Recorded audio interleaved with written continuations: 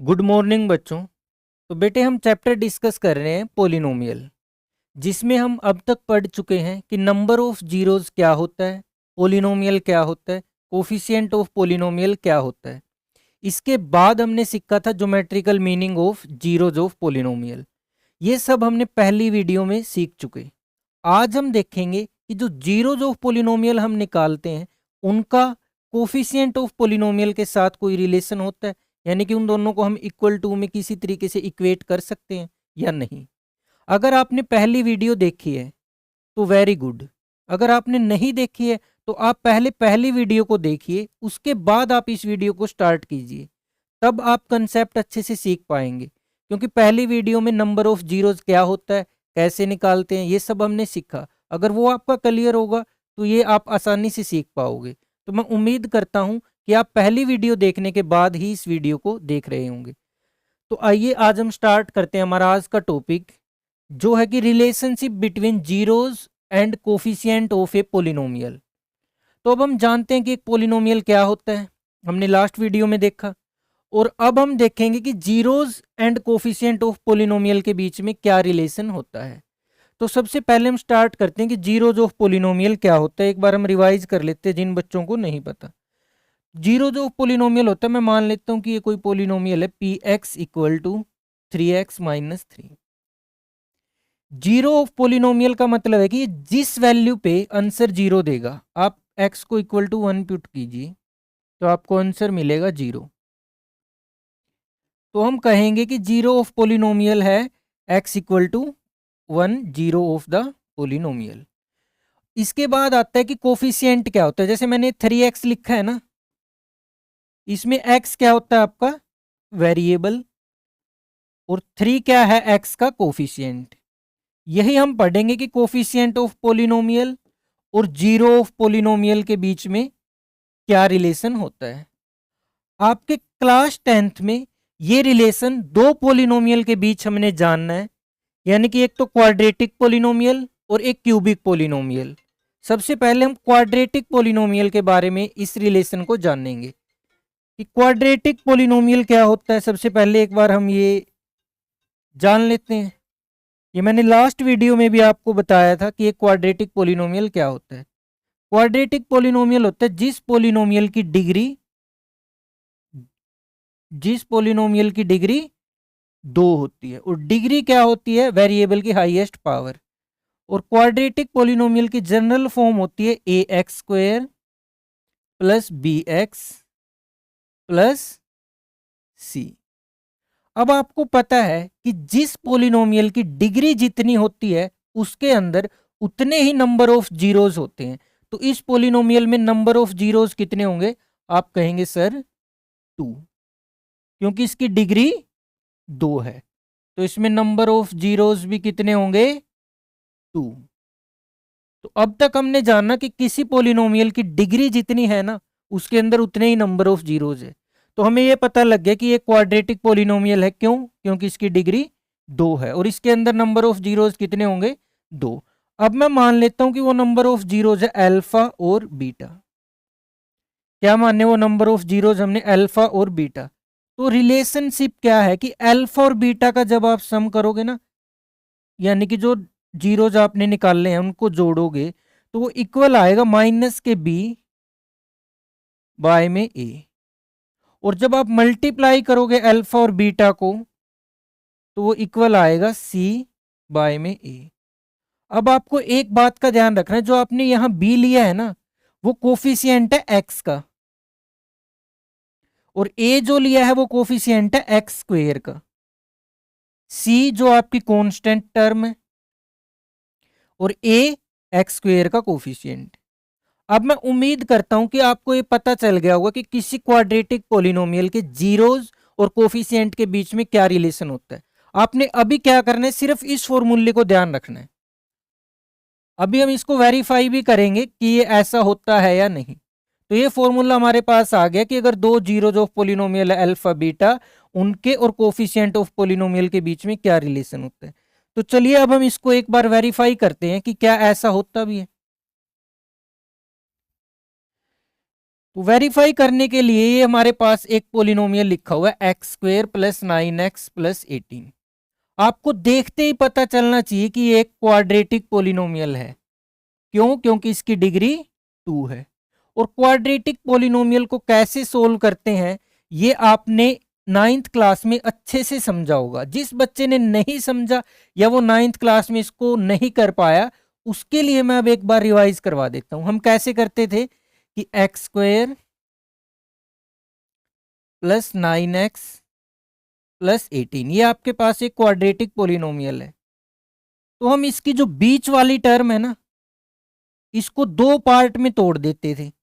कैसे? कि जिनकी मल्टीप्लाई जो कांस्टेंट टर्म है ना c, इसके, और जो एक्स स्क्वेयर का कोफिशिएंट है इसके इक्वल आए। यानी कि यहां पे अगर हम नंबर्स को मल्टीप्लाई करेंगे तो किसके इक्वल आना चाहिए? c की वैल्यू 18 और एक्स स्क्वेयर का कोफिशिएंट यह है 1। यानी कि उनको मल्टीप्लाई करने पे नंबर को हमें 18 मिलना चाहिए। और जब नंबर को ऐड किया जाए तो वो एक्स का जो कोफिशिएंट है ना वो आंसर आना चाहिए। यानी कि नंबर को ऐड करेंगे तो हमारे पास आंसर आना चाहिए 9 इस एग्जाम्पल के हिसाब से। और अगर मल्टीप्लाई करोगे तो आंसर आना चाहिए 18। तो अब मैं आपसे पूछता हूं कि ऐसे दो नंबर कौन से हैं कि जिनको हम मल्टीप्लाई करें तो 18 आंसर आए, ऐड करें तो 9 आंसर आए। तो आप कहेंगे सर 6 और 3। तो अब मैं इसको दो टर्म्स में तोड़ देता हूं, x square plus 6x plus 3 और प्लस में 18। यहां तक आप समझ पाए? अब मैं यहां से x कॉमन लेता हूं। अगर आप x कॉमन लेंगे तो ये बचेगा x प्लस में 6। और आप इनको दो टर्म में तोड़ने के बाद तीसरे स्टेप में इस तरीके से पेयरिंग करेंगे, जो आप कॉमन ले रहे हो ना इधर ये ब्रैकेट में, ये इधर भी सेम आए और इधर भी सेम आए। तो मैं इधर से 3 कॉमन ले लेता हूं तो इधर क्या बचेगा? x प्लस में 6। तो आपके पास दो फैक्टर आ गए, एक तो x प्लस में 3 और दूसरा फैक्टर क्या आया? x प्लस में 6। अब अगर मैं इन दोनों फैक्टर को इक्वल टू 0 रख देता हूं, यहां तक आपने 9th क्लास में अच्छे से पढ़ा होगा फैक्टराइजेशन जब हम करते थे। तो अगर मैं इन दोनों फैक्टर को इक्वल टू 0 रख देता हूं, यानी कि x प्लस 3 को इक्वल टू 0 रख दिया मैंने, तो x की वैल्यू क्या आई? -3। और x प्लस 6 को इक्वल टू 0 रखा तो x की वैल्यू क्या आई? -6। तो इक्वल टू 0 रखने पे जो ये आए हैं ना -3 और -6, यही है हमारे जीरोज ऑफ द पोलिनोमियल। ये क्या है? हमारे जीरोज ऑफ द पोलिनोमियल। अब हमारे पास दो जीरो आ गए इस पोलिनोमियल के। अब यानी कि अल्फा हमारा हो गया -3 और बीटा हो गया -6, क्योंकि हमने रिलेशन जब किया था तो इनको अल्फा बीटा मानना था। अब हम वेरीफाई करेंगे कि क्या जो हमने पढ़ा था वो सही है। हमने पढ़ा था कि अल्फा प्लस में बीटा इक्वल टू आता है माइनस के b बाय में a, और अल्फा इंटू में बीटा इक्वल आता है c बाय में a। यही पढ़ा था हमने। तो हम इसको यहां पे एक बार वेरीफाई करके देखते हैं। अल्फा कितना है हमारा? ये क्या आना चाहिए? इनको जोड़ेंगे तो माइनस के b बाय में a। तो अल्फा की वैल्यू कितनी है? -3। बीटा की वैल्यू कितनी है? -6। बी की वैल्यू कितनी है? 9। तो इधर रखो माइनस के 9। ए की वैल्यू कितनी है? 1। हमने एक्स स्क्वेयर का कोफिशिएंट ए मानना था ना, तो एक्स स्क्वेयर के आगे क्या कुछ नहीं लिखा हो तो 1, तो बाय में 1। तो आप देख रहे होंगे कि इनको जोड़ेंगे तो माइनस माइनस प्लस होगा, -9 इक्वल टू -9। तो हमने इस रिलेशन को वेरीफाई कर दिया कि ऐसा होता है। अब हम मल्टीप्लाई वाला करके देखेंगे। मल्टीप्लाई जब हम करते हैं तो अल्फा इंटू में बीटा किसके इक्वल आता है? सी बाय में ए की। किसके इक्वल आता है? सी बाय में ए की। अल्फा की वैल्यू कितनी है? -3।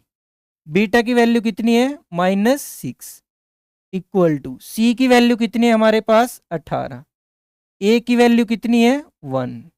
तो हम देख रहे हैं कि इनको मल्टीप्लाई करोगे माइनस माइनस प्लस तो 18 इक्वल टू 18 को 1 से डिवाइड करेंगे 18।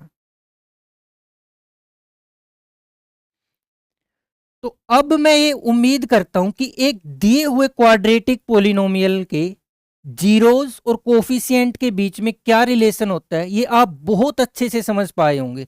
हम एक बार इसको रिवाइज कर लेते हैं। मान लेते हैं हमें एक क्वाड्रेटिक पोलिनोमियल दिया है a x square plus b x plus c. इसके जीरोस मान लिए हमने अल्फा और बीटा। तो आपका अल्फा और बीटा का सम यानी कि अल्फा प्लस बीटा क्या आएगा, माइनस बी बाय ए। इनकी मल्टीप्लीकेशन यानी कि अल्फा इंटू बीटा किसके इक्वल आएगा, सी बाय ए के। तो अब क्वाड्रेटिक पोलिनोमियल के लिए कैसे निकालते हैं, क्या होता है आप अच्छे से समझ पाए होंगे। अब हम चलते हैं आगे। अब हमें वही कहते हैं कि general equation of quadratic polynomial होती है a x square plus b x plus c. अगर अल्फा और बीटा हमने इसके दो जीरोस मान लिए तो अल्फा प्लस में बीटा की वैल्यू आएगी minus b by a, alpha into में बीटा की वैल्यू आएगी सी बाय ए। ये अभी हमने डिस्कस किया है। आगे चलते हैं। आगे कहते हैं कि अगर आपको कोई क्यूबिक पोलिनोमियल दिया हुआ है जैसे ये a x cube plus b x square plus c x plus d, क्या आप बता सकते हो कि आपको कैसे पता चला कि ये क्यूबिक पोलिनोमियल है। हमने पहली वीडियो में जाना था क्यूबिक पोलिनोमियल होता है जिसकी डिग्री 3 हो। तो इसकी डिग्री कितनी है, 3। तो ये कैसा पोलिनोमियल है, क्यूबिक। अगर क्यूबिक पोलिनोमियल है और अल्फा बीटा गामा इसके 3 जीरोज हैं, क्योंकि क्यूबिक पोलिनोमियल है तो इसकी डिग्री कितनी होगी, 3। और हम जानते हैं कि जिस पोलिनोमियल की डिग्री 3 है तो उसमें नंबर ऑफ जीरोज भी 3 होंगे। तो हमने मानना कि इसके नंबर ऑफ जीरोज हैं अल्फा बीटा और गामा। तो ये वही है कि सम अल्फा बीटा गामा का equal to minus b by a आएगा। Alpha beta beta gamma gamma alpha का सम आएगा c by a. Alpha beta gamma की मल्टीप्लीकेशन आएगी माइनस के डी बाय ए। अब बी क्या है, जो एक्स स्क्वेयर के साथ है कोफिशिएंट। सी क्या है, जो एक्स के साथ कोफिशिएंट है। डी क्या है, कांस्टेंट। ए क्या है, जो एक्स क्यूब के साथ कोफिशिएंट है। ये जो क्यूबिक पोलिनोमियल वाला क्वेश्चन है, कई बार आपसे ऑब्जेक्टिव क्वेश्चन में भी इसका डायरेक्ट पूछ लिया जाता है कि इनके मल्टीप्लिकेशन में क्या रिलेशन होता है। तो ये आपने मोस्ट इंपॉर्टेंट समझ के इसको अच्छे से याद करना है, क्योंकि ये कई बार ऑब्जेक्टिव क्वेश्चन में आपसे डायरेक्ट पूछ लिया जाता है कि ये क्यूबिक पोलिनोमियल है तो इसकी मल्टीप्लिकेशन क्या आएगी, नंबर ऑफ जीरोस की। अच्छा, तो ये था हमारा कंसेप्ट आज का कि जिनकी हेल्प से हम अब 2.2 एक्सरसाइज सोल्व करेंगे। आपकी जो एक्सरसाइज है उसमें सिर्फ क्वाड्रेटिक पोलिनोमियल के बेस पे क्वेश्चन है। तो एक बार जल्दी से क्विक रिवीजन ले लेते हैं। क्वाड्रेटिक पोलिनोमियल क्या होता है, a x square plus b x plus c की फॉर्म में लिखा रहता है। डिग्री 2 है तो ये क्वाड्रेटिक पोलिनोमियल है। डिग्री 2 है तो इसके नंबर ऑफ जीरोस भी 2 होंगे। हमने मान लिए अल्फा और बीटा, तो अल्फा और बीटा का सम इक्वल टू होगा माइनस के B by A. B x का कोफिशिएंट है, ए एक्स स्क्वेयर का कोफिशिएंट है, सी कॉन्स्टेंट है। अल्फा और बीटा की मल्टीप्लीकेशन होगी सी बाय ए। इन्हीं कंसेप्ट के बेस पे हम ये क्वेश्चन सोल्व करेंगे।